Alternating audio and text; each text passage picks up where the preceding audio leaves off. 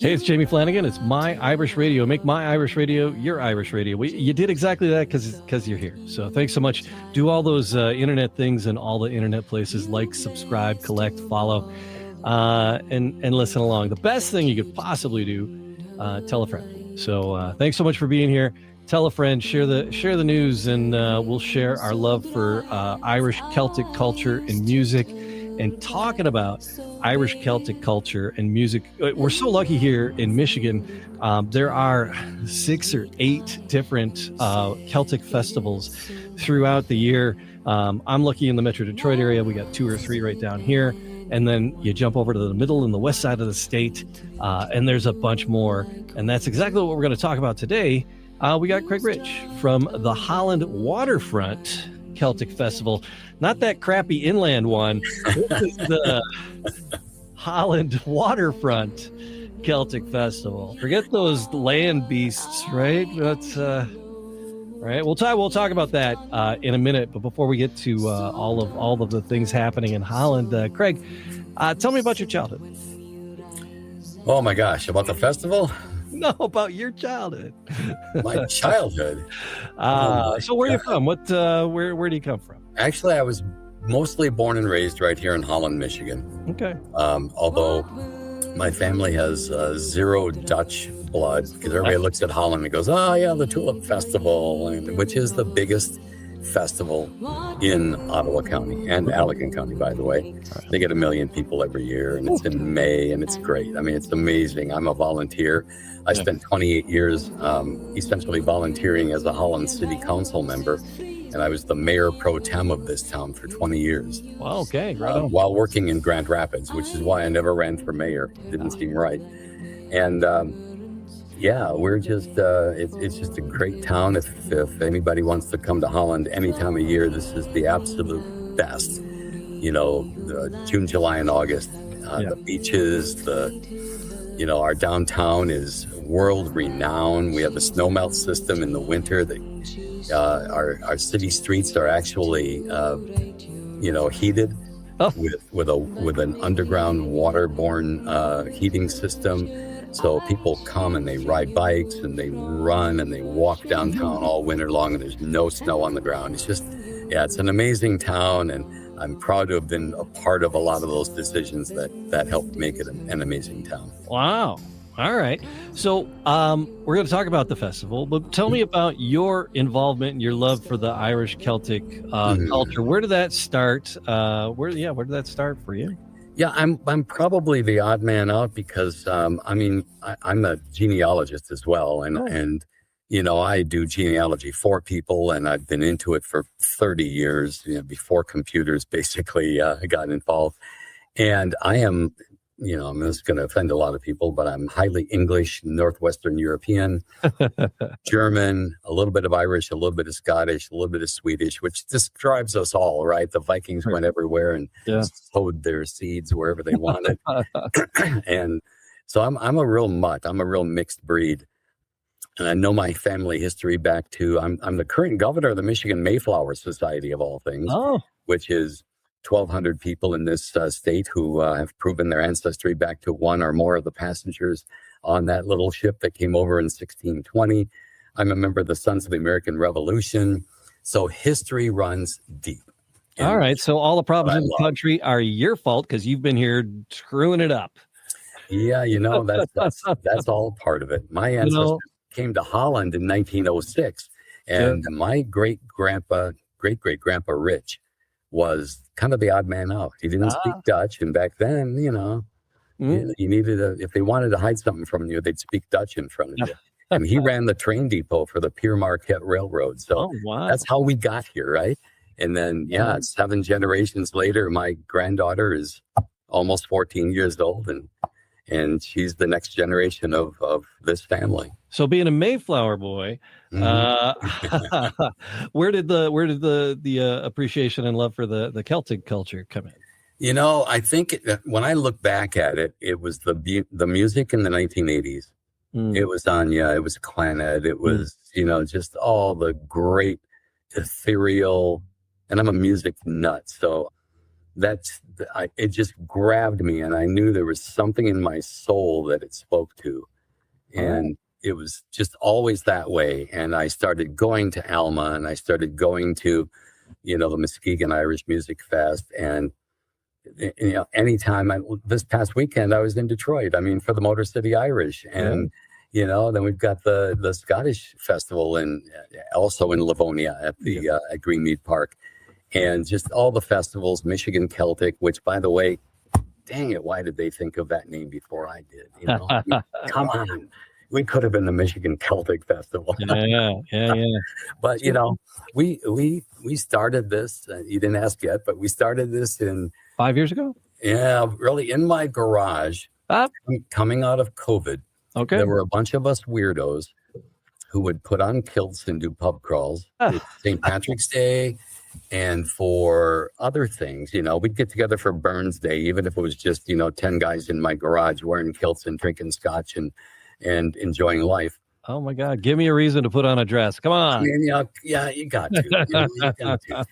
And there was this moment at the end of a literally a dinner that we were having on April 6th in 2021. Mm-hmm. That one of our friends said, Joe McGregor, I'll give him the credit for saying it. He said, yeah, I used to throw in the games, but now I think he said too fat and too old to do it. And he said, we should do that in Holland. That would be cool. As we're all standing around smoking cigars and, drinking various whiskeys. Sure. And we said, and I made the mistake of saying, well, I wouldn't want to just do Highland games. It's rather limiting. I'd rather do a full-blown Celtic fest. And Peter Grimm, another friend of mine who was in on that conversation, and I started to think about that. And literally every Tuesday for the last 5 years, Pete tragically died last fall of a massive heart attack. And in fact, this year we're dedicating our festival to the memory of Peter Grimm, who was as German as you can get, by the way, but he loved the Celtic history as well. Yeah. But we started meeting every Tuesday, and we put together a nonprofit corporation, the Holland Celtic Society. And under that umbrella, we envision many things in the future. But for now, it's been this annual Celtic festival that we have, it's not the smallest one in Michigan. Okay. It's the newest. It's the newest. But it's growing really well. And we're just blessed by the acceptance in this little Dutch community that is so much more multicultural than it used to be. I mean, a huge Hispanic population, Asian population, and a lot of people come up to me and go, hey, my name is, De Young or De Boer or Vander this or Vander that. But guess what? My maiden name is McCarthy, or it's, so people are coming out of the woodwork and saying, we've been waiting for something like this. And we just started it in 2022. We had our first one, and it was down right on the riverfront in Holland, downtown. And it was phenomenal. It was small, but phenomenal. Right. And we learned that year that the city was going to be doing some massive work around that park and really improving the grounds. And we tore it up a little bit, by the way. They weren't quite sure what caber tossing and hammer throwing was going to do to their beautiful turf. I wouldn't say we got kicked out, but we were told we'd have to pay for some restoration. And we started looking for a new site. And we moved just outside the city to Holland Township, to the Ottawa County Fairgrounds, which is absolutely perfect for a festival. All right. And it's 1.5 miles from Lake Michigan. Okay. It's about 1.5 miles from our little Lake Macatawa, which is the little inland lake that comes off Lake Michigan. And here we are, year 5. Wow. That's great. It's, if you can make it past a year or two, it's you're doing all right. It's a lot of things don't have the wheels to do it. So it's a 2-day festival. We're talking Friday the 26th and Saturday the 27th. Yes. We're actually a week later than usual this year. Somebody at the fairgrounds made a mistake and rented out the facility to a huge company picnic, probably as many people as we'll bring in, but it's one of those giant companies in town here. Right. And so we're a week later than usual. The way I like to remember ours for your listeners, it's the weekend closest to the summer solstice. Oh, Now that okay. almost rhymes. Yeah. So keep that in mind. And All right. normally we're right around that middle weekend, that Father's Day weekend Sure. in June. All right. And then so Friday and Saturday, 2 days. So what's on the agenda for this year? Do we have have bands? We have the Highland Games. What exactly are we going to see? Yeah, we've added so many new things this year. Every year we try. I'm going to run out of new things to add, I hope, in about a year or two. But, Good. but it's it's really good.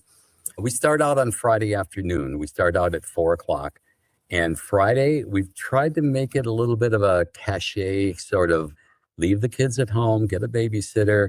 It's 21 and over only on Friday. Okay. We call that a Kaylee, but that's just kind of a name for a party, and we don't. It's not a fancy official Kaylee dance with a call and response kind of square dancing sort of feel, but it's from 4 p.m. till 11 p.m. It's a 21 and over, bringing in 4 bands, and it's really a kind of a small event. We keep it to about a third of our total grounds that we use on Saturday.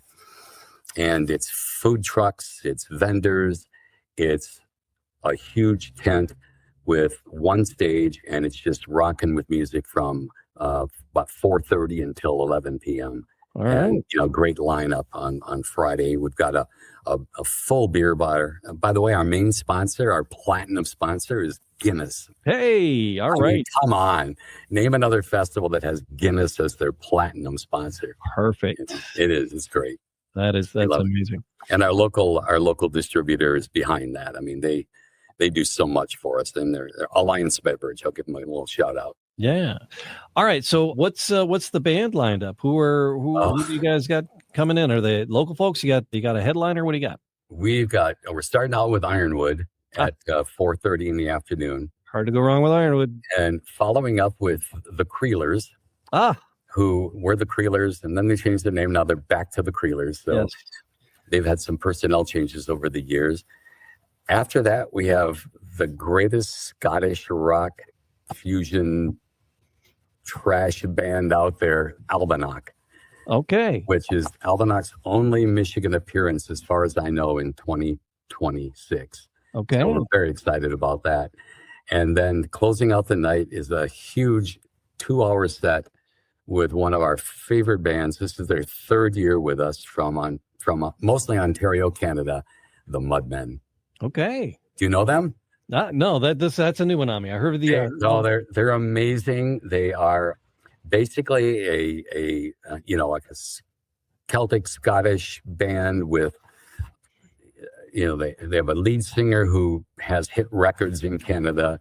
Okay. They have 2 brothers who play the bagpipes, and a rockin' guitar player, and a wonderful bass player, and a drummer. They're just amazing. If you like music, I don't care what kind of music you like, these guys will capture you. All right. They're amazing. The Mudmen. Okay. And that's your Friday night lineup? That's the Friday night lineup. And that's, like I said, that's it on Friday. That is it's just only. And the bar, the vendors, the food, and the bands. Yep. And it's been a party. It's been a lot of fun. I like that plan. You're right up my alley with that one. Yeah. But then on Saturday comes some of the Highland games and more events for kids and things, right? Yeah, Saturday is growing and growing and growing. It's great. We have, in addition to all of the above, and some of those same bands are coming back for a second day. All right. We have the Highland games going on all day. I mean, we're blessed that there's a grandstand with a track right in front of it where we do the height events, where all of the, like tossing a sheaf of hay over a bar and those kinds of things are held. And then we have a big grassy field with bleachers set up where the caber tossing goes on. Everybody loves to watch the caber tossing. Yeah. You're talking about a 20-foot, for lack of a better word, a telephone pole that is tossed end over end. And people who aren't familiar with caber tossing think, distance, but no, it's not distance. It's flipping it end over end. And if it lands exactly at 12 o'clock on a fictional clock on the ground, that's the best score ever. If you're at 11:30 or 11 o'clock or 12:30 or 1 o'clock, you're a little bit off. If it comes back at you, run. All right. Yeah. That's a miss. But so the games are going on. We have all the vendors back, food and the Celtic goods vendors. But we open up our kids area where we have all kinds of arts and crafts and games and fun. But we've added this year sheep herding dogs. So border collies will be herding sheep in one area, just putting on that great demonstration, I was in Ireland about 4 or 5 weeks ago. Yeah. And one of the stops on the tour we took a group of people who signed up through our festival, which we do every year. Yeah. Next year, actually, we're going to Scotland. But we got to see dogs in action in Ireland. Oh. And the farmer was saying, this is our pasture. And it went on for like a mile. And then he said, but see that hillside there? And it was like this huge hillside. Sheep are often up there, and the dogs have to go, 1,000 feet up to get these sheep and bring them back. And wow. It's an amazing thing to watch. So sheep herding border collies. We've also added a display of Highland cows. All which right. are the hairy coos, with the hair in front of their faces. Yeah. They are the most adorable animal on the face of the earth. Yeah. And so we've got a display that you can come up and take pictures and pet them through the fence and that kind of thing. So Highland cows, border collies. We have our tomahawk throwing guy coming back again. Okay. He's always there at our festival, has been since year 2. And it's all free. It's all part of your admission. Mm-hmm. And then on top of that, we bring in, this year we have 24 different Scottish clans and associations that set up a whole clan village. And the nice thing about the fairgrounds is that it's grassy in the middle, is an area I like to call the green, and it's got a rim road all around it and through the middle. So we set up all of our Scottish clans, all of our vendors on right off the pavement.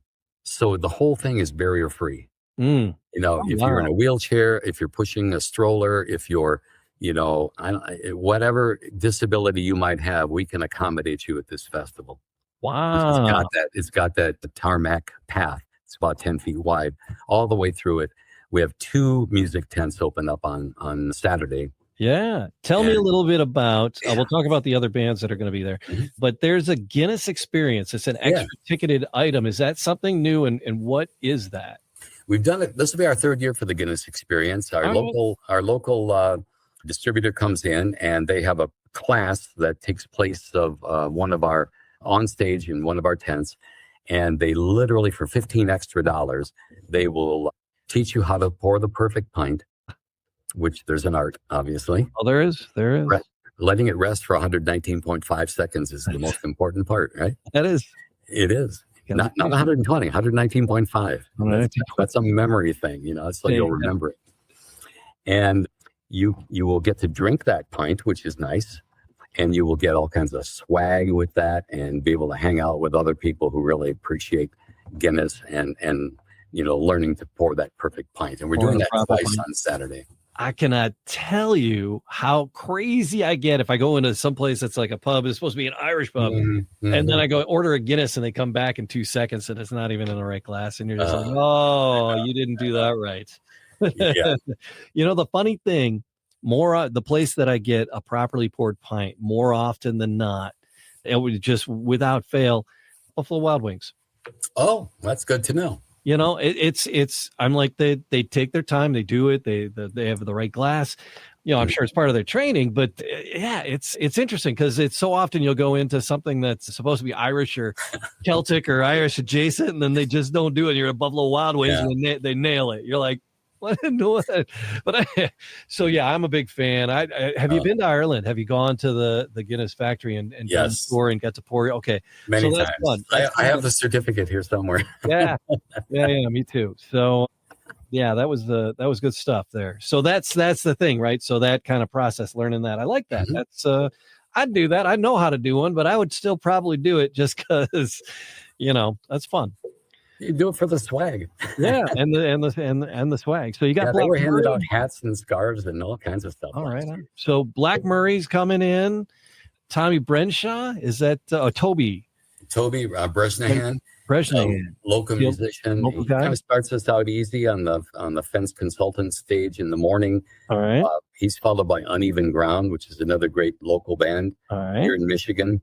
Black Murray, who plays at one of our local pubs a lot, and they travel around. They're very good. Yep. Very good. And then the Conklin Kaylee band, which basically is originally from the Conklin area. I used to play at the Conklin bar every now and then. Yeah. Back when it was the pub we all knew. Yeah. That's our one of our stages in one of our tents. So yeah, you got the snug tent. Yes. And then you got the pub tent. So the snug tent a little smaller? Exactly. You got it. Yeah, I mean, that's why we call it that. Fair play. I had to come up with a good name, and I thought, hey, one we call the Irish pub, the other one's got to be the snug. I mean, come on, every bar needs a snug, right? Yeah, absolutely. And then on the main stage, if you will, even though I don't like to call it that, but it's the bigger tent. We're starting out in the morning easy with the Mona Shores Fiddlers, which is a high school group that is award-winning, and we missed having them last year because they were touring Ireland, actually, which was very cool. So we brought in the Chelsea band last year because we wanted to keep that, helping those high schoolers get some stage time and all of that. So we brought the Chelsea group over from Chelsea, Michigan. Chelsea, of course, has spawned so many great musicians, that high school, Steve Lesko is from that group, and half of the band, I think, Crossbow is Chelsea graduates. But Kennedy's Kitchen is coming up from Chicago. Nice. They're a great band. Belfast Gin will be playing on Saturday. This is on the TNT roofing stage. Got to thank those sponsors, Oh, yeah. If you know the band World, they are amazing. When Tom whips out the didgeridoo, I always say it wrong. It's magical. It's just they're such a good band. Followed by the Leprechauns. Do you know the Leprechauns? I missed them this year. My God. They're so fun. I do know of them. They're on it. They are amazing. Yeah. Probably the only Irish band with a Mexican frontman. What? I mean, Pete Gonzalez is just the coolest dude, man. He is something. And then Crossbow is on at 5:30 on Saturday, and they're only doing 4 festivals this year. All right. One of their members, 2 of their members, husband and wife, had a new recent baby, their 4th. Wow, right on. And they have really cut back on their tours this year. Okay. But they chose us as one of the festivals, mainly because we're close to home for that family, which is amazing. That's just lucky for us. Yeah. Then we're bringing back the Mudmen. Yep. For a second day. We love those guys. Mm-hmm. They will be your favorite band after you come to our festival. All right. They're so cool.